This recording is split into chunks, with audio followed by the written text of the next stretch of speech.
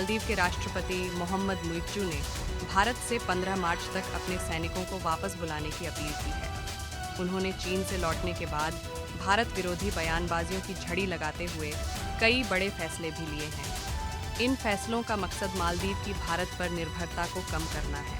भारत और मालदीव के बीच द्विपक्षीय संबंध हाल के हफ्तों में सबसे निचले स्तर पर पहुंच गए हैं। मालदीव ने भारत को 15 मार्च तक अपने सैनिकों को वापस बुलाने का अल्टीमेटम दिया है। मालदीव की राजधानी माले में रविवार को हुई दोनों पक्षों के बीच उच्च स्तरीय कोर ग्रुप की पहली बैठक में मोहम्मद मुइज्जू की सरकार ने इस मांग को भारत के सामने रखा।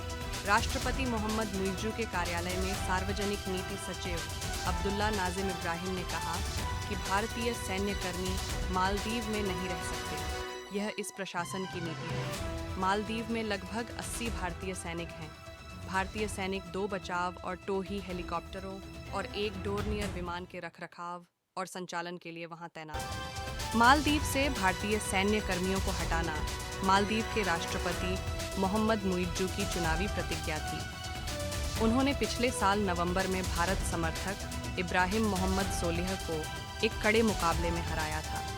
मुइज्जू का चुनावी अभियान इंडिया आउट कैंपेन पर केंद्रित था। उन्होंने अपनी हर रैली में भारतीय सैनिकों को मालदीव से बाहर भेजने का नारा लगाया था।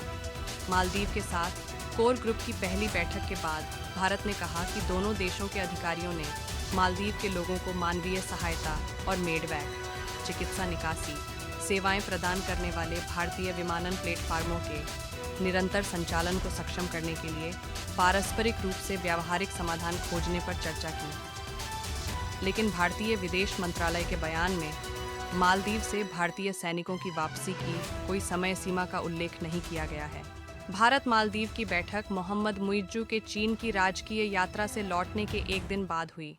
इस दौरान मुइज्जू ने चीनी राष्ट्रपति शी जिनपिंग सहित कई अन्य वरिष्ठ अधिकारियों के साथ मुलाकात की। इस दौरान चीन और मालदीव अपने संबंधों को व्यापक रणनीतिक सहकारी साझेदारी तक बढ़ाने पर सहमत हुए।